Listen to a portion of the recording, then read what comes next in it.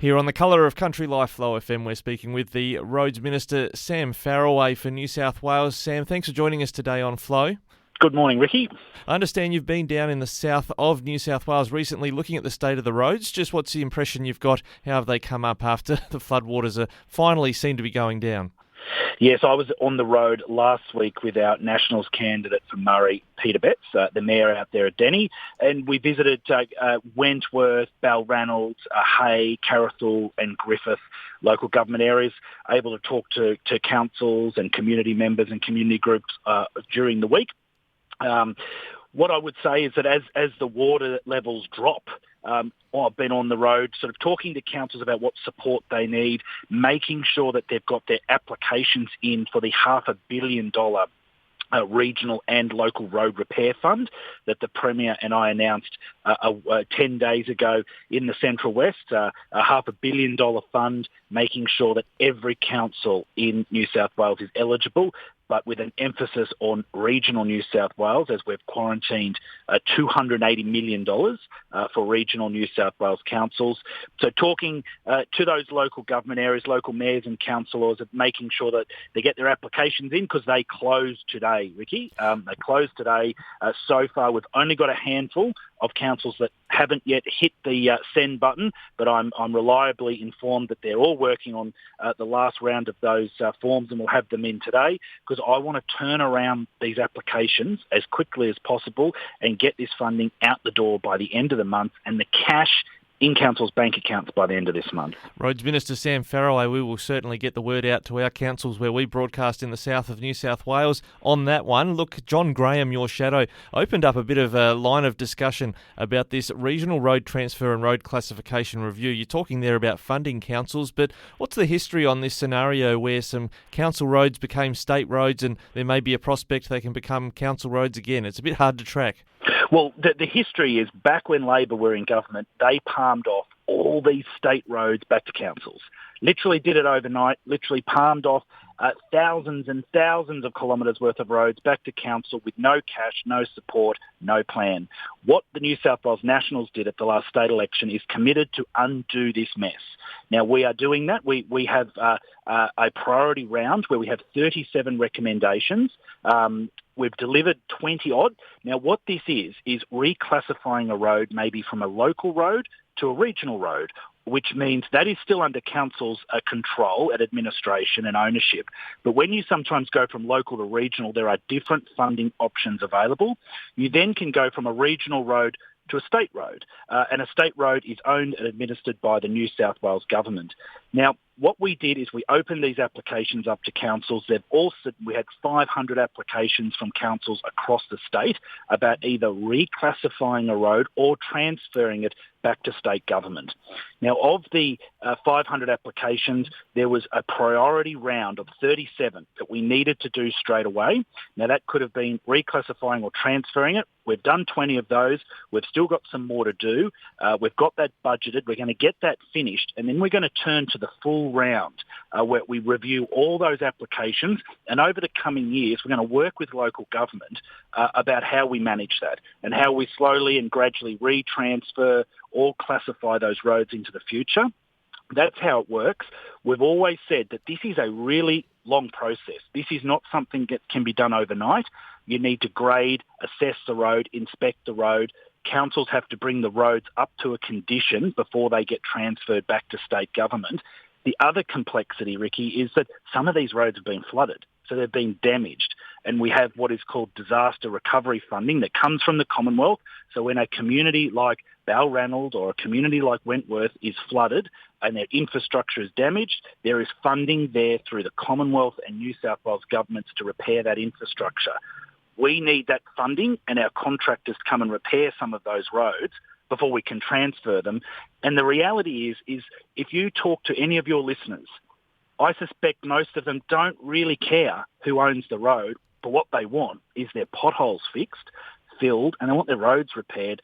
That's been my priority. That's why we've got the pothole fund, which has filled going to fill 420,000 potholes, whilst at the same time we've now got $500 million of new and extra money. And this is not an election commitment. This is budgeted. This is a government decision, a New South Wales Liberals and Nationals government decision, and we'll actually have that cash in council's bank account in less than 2 weeks. So that is my priority, because what the community have told me is they want action. They want to see crews on the ground. They really do appreciate that the flooding has caused the damage. We can't control the rain, but when we get dry weather, they want to see crews on the ground and the roads getting fixed. And that's exactly what I'm doing on our state highways. And that's what we need to support councils with. We need to put the cash in their bank account so that they can prioritise which roads they need to fix first in each community. And the way this funding is distributed is we're going to do it based on the size of road network. So if a council has a larger road network than next door, they get more funding. And the other big one for your local listeners is unsealed roads are included in our funding pool. So that means that this gives councils the ability to ramp up their grader operations, to be able to give communities that have an unsealed road more grading options over the course of the next year. And councils have never seen funding like that before for unsealed roads, and we're making sure that they've got the support they need, and we're going to leave it up to councils, once the cash is in their account, to prioritise their local roads because they know them best. That's all fantastic initiatives, and something else that has been commonly coming from communities and local government representatives has been the need to build back better after flooding damage. To what extent are we looking at maybe a state government funding or a federal partnership to actually upgrade some roads, say from unsealed to sealed, or elevating some of those roads so they don't go out in the next flood?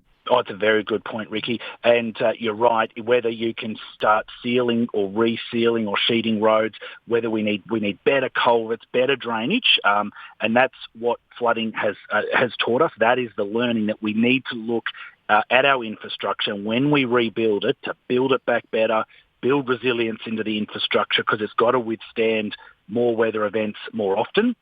We are actually trialling exactly what you mentioned in northern New South Wales after the Lismore flooding on the north coast. We have a joint partner. We're partnered with the Commonwealth on a 50-50 funding where we have a betterment fund. We're going to roll out these projects in the course of early 2023. And if we can get this right, my intention is, as the Minister for Regional Roads, I want to keep banging on the Commonwealth's door, and I want their support to help me roll out betterment for our road infrastructure in the Murray, in the Riverina, in the Central West, in the northwest of this state, even in the Hawkesbury, on the outskirts of Sydney.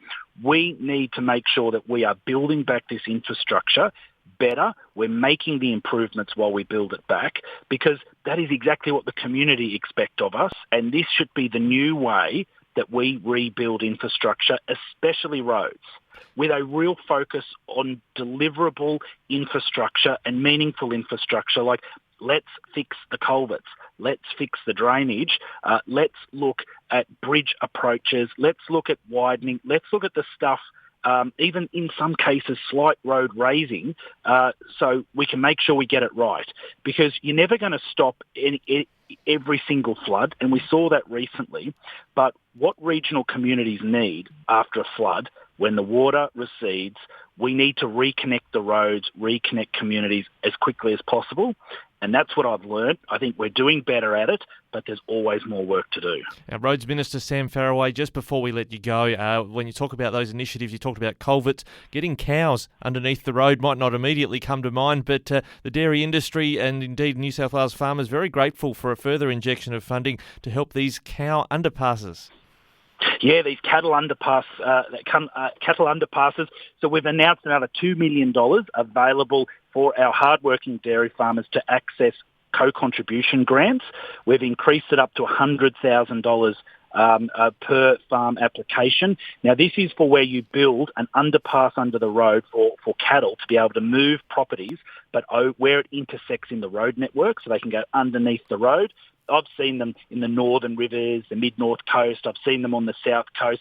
They're very efficient. They work well because we can protect the livelihood of the farmer, protect their cattle, but make sure the roads are safe.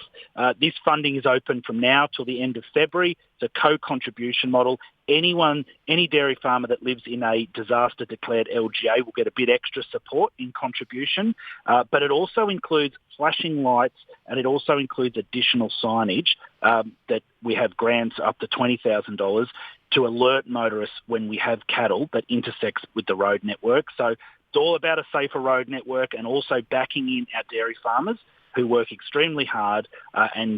Funding is there, and I hope there's a good take-up and we get all of this money distributed to our hard-working dairy farmers.